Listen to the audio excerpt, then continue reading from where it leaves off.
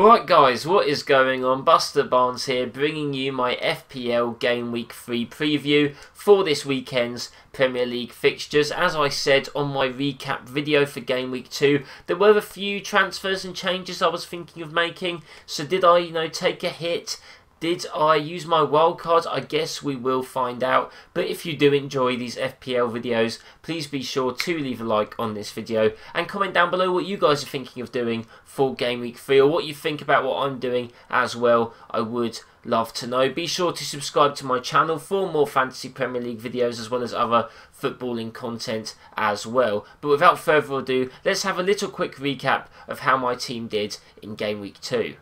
Okay guys, so I obviously went through this in my Game Week 2 recap, so just a little quick thought on what I was thinking of doing. As you can see, a lot of my players did get returns, however, there were still some questions. St. Maximan there with that yellow bar, I do think he was going to be ready for next weekend's fixture, but also when it's against Tottenham and he wasn't looking himself on the weekend against Brighton, did I really want to be keeping him? Werner as well, not having a return, and also Vinagre only getting 1 point on the bench as well. At 4.4 million, I really should not be having him when he's going to be a bench player. However, Marcel is injured, so there is a chance that Vinagre could start against West Ham. However, do I really want to take the chance with that happening?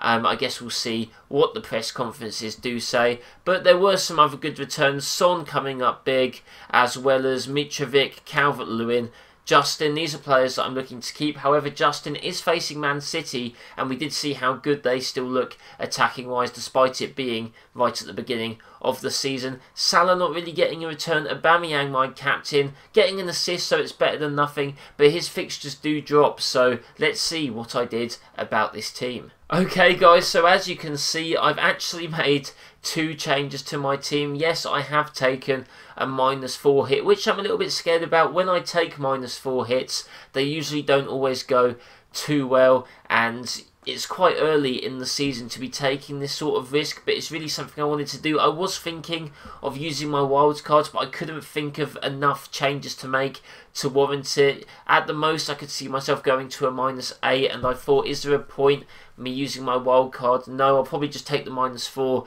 and then hold up on my transfer later. So as you can see how my team looks now, McCarthy is still in goal. Other goalkeepers are looking quite tempting. If I do wildcard soon, maybe I will look for an Emi Martinez or someone like that who looks good, but obviously it's only been 1 game for Aston Villa and they're not going to keep loads of clean sheets. Alexander-Arnold is just a fix in my team at the moment. Mitchell, I think, still going to be playing, or still confident that he'll start. If he doesn't, I do have Justin on the bench.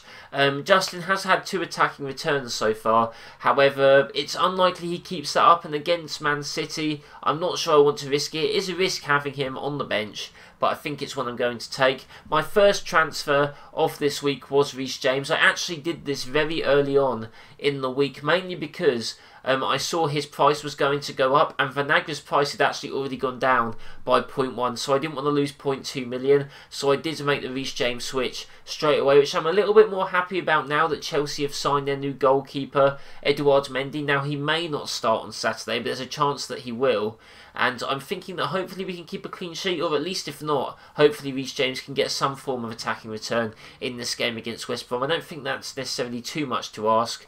Going into the midfield now, as you can see, there is 1 new addition. Just going to go into the rest of it quickly. Salah I have captained at the moment against Arsenal. Now, Heung-min Son did score 4 goals against Newcastle, as you can see, he's my vice-captain. However, with Tottenham, I just have this feeling that they'll be good 1 week and then they'll not be good, and I'm just a bit worried. Steve Bruce can set Newcastle up quite defensively, so I know a part of me is scared about that. I don't think Son will score 4 goals again, obviously, but will he score 1 or 2 goals? Maybe.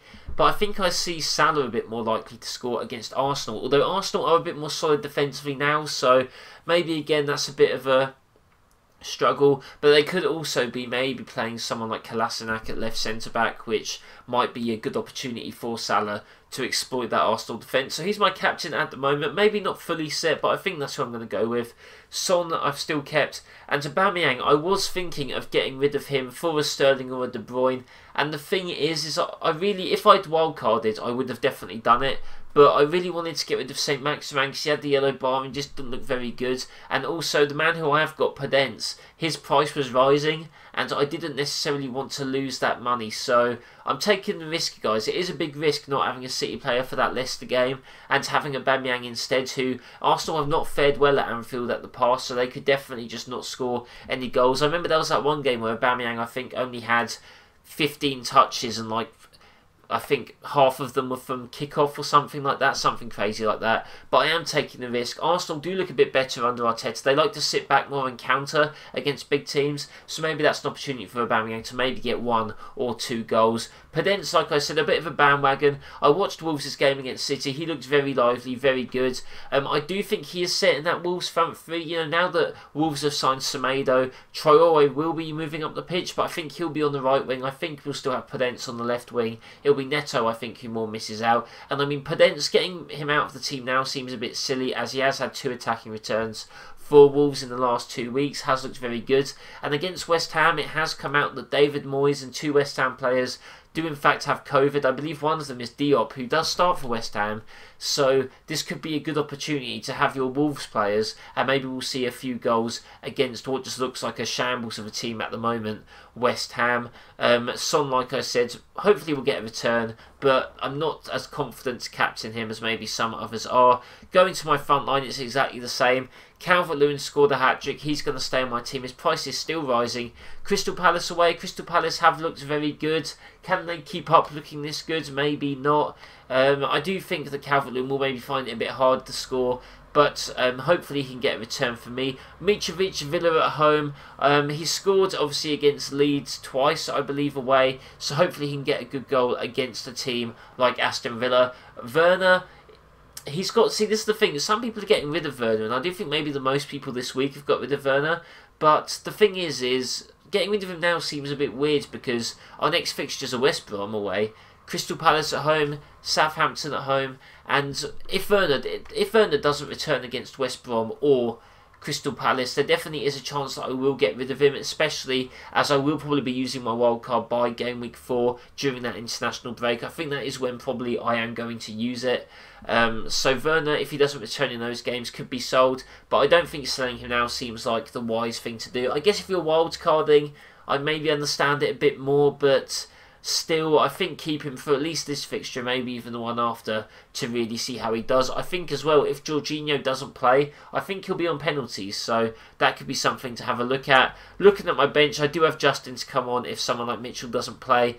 Not confident in necessarily starting Justin. It could come back to hit me, but it's a risk that I'm going to take. Reed will get the classic 2 points that he usually does. Johnson doesn't seem to be playing for West Ham. Maybe he'll fit in now that they're a defender down, but he doesn't play centre-back anyway. Nyland, I did seem to pick the wrong Aston Villa keeper. However, if I do wildcards, a good option for you guys could actually be Emi Martinez and Jed Steer, the sort of 4.54 million backup. That could be a good, nice Aston Villa goalkeeper duo for you guys to have as a set and forget in your FPL team. So I'll definitely be keeping an eye on that as well. So yeah, guys, that is my team. Okay, guys, so as you can see, the fixture list is in front of us, and like last week, I will be giving you guys 3 fixtures to take a look at, in which you could potentially bring in some players or focus on when bringing in potential FPL assets. Spurs versus Newcastle. Even though I am a little bit sceptical about Spurs, you know, inconsistent form, I do think that Newcastle did not look great against Brighton, and Spurs are technically a better team. Harry Kane and Son might have hit some form right about now, so I wouldn't put it past Spurs to score a few goals. So I think if you do have Spurs assets, you definitely want to keep them.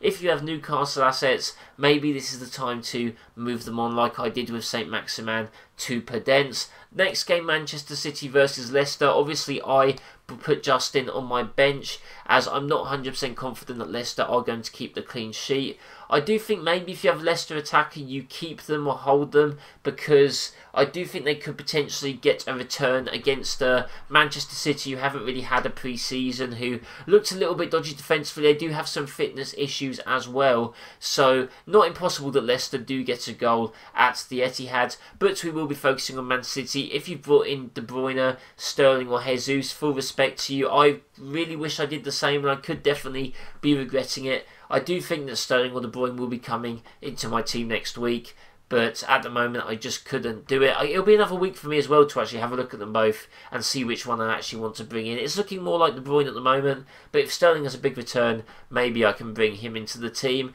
And the final game is West Ham versus Wolves. This might have not been the game that I would have originally focused on. However, with David Moyes not being able to attend this game, with West Ham being down the defender as well, this could be a really good opportunity to pick up some Wolves assets who could score some goals against West Ham, or even Wolves defenders as well, as maybe, you know, West Ham looking like a bit of a shambles at the moment, so maybe a clean sheet could be inbound for Wolves during that as well. Arsenal versus Liverpool I would have maybe focused on, however, with Arsenal being a bit better defensively and Arteta actually getting the better of Klopp towards the end of last season, this game could go either way, so I'm not necessarily telling you guys to focus on that one as much. However, I don't think captaining a Liverpool player is necessarily a bad choice either. So yeah guys, that was my preview for Game Week 3. I will be bringing you my Game Week 3 recap after the weekend's fixtures are finished, so please be sure to stay tuned to the channel for that. Subscribe for more of this Fantasy Premier League content and leave a like as well, it really does help me out. Hope you guys did enjoy this video, hope you have a great day, and I'll see you next time.